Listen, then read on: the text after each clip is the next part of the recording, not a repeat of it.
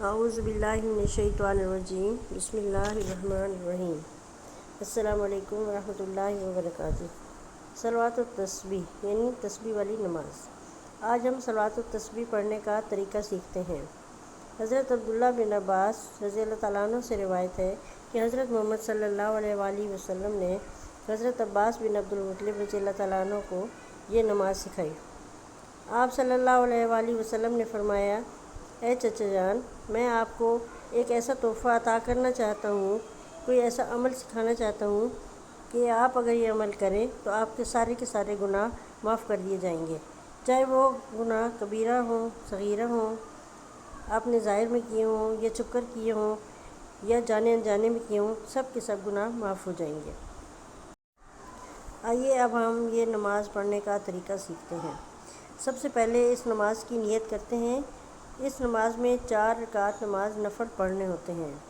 تکبیر تحریمہ پڑھنے کے بعد ہاتھ سینے پر باندھ کر ثنا پڑھتے ہیں اور ثنا کے بعد 15 مرتبہ یہ تسبیح پڑھتے ہیں، سبحان اللہ والحمد للہ ولا الہ الا اللہ واللہ اکبر۔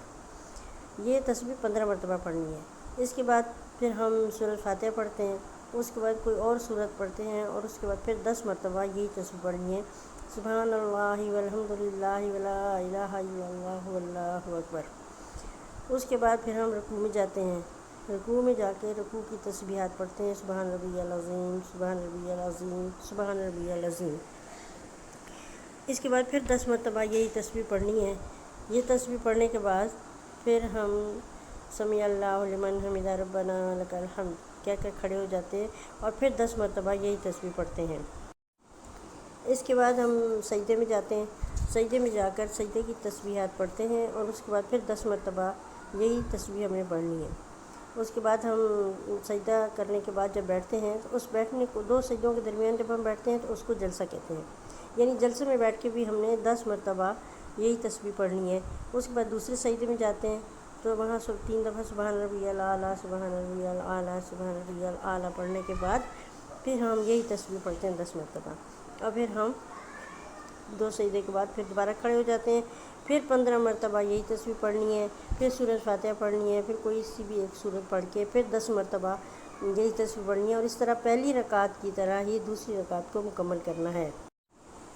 جب ہم 2 رکعت پڑھ لیں، دوسری رکعت کا سجدہ بھی کر لیں، اس کے بعد ہم تحیات پڑھیں گے، پھر تشہد پڑھیں گے اور اس کے بعد اللہ اکبر کہہ کے کھڑے ہو جاتے ہیں، اور پھر 15 مرتبہ یہی تسبیح پڑھنی ہے، اور اس کے بعد سورۃ فاتحہ، پھر کوئی سی بھی ایک سورت، اور پھر 10 مرتبہ یہی تسبیح پڑھنی ہے۔ اسی طرح سے ہم نے 4 رکعتیں مکمل کرنی ہیں۔ 4 رکعت مکمل کرنے کے بعد جب سجدے کے بعد پھر ہم تحیات، تشہد، درود شریف، رب اجعلنی اور اس کے بعد سلام پھیرتے ہیں، تو اس طرح سے ہماری نماز مکمل ہو جاتی ہے۔ ایک رکعت میں یہ تسبیح 75 مرتبہ پڑھی جاتی ہے اور پوری نماز میں 300 مرتبہ اس کو پڑھتے ہیں۔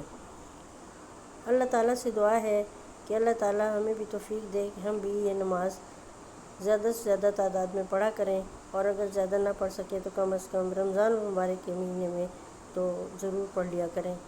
اللہ تعالیٰ ہمیں نیک کام کرنے کی اور نیکیاں سمیٹنے کی توفیق عطا فرمائے، آمین ثم آمین۔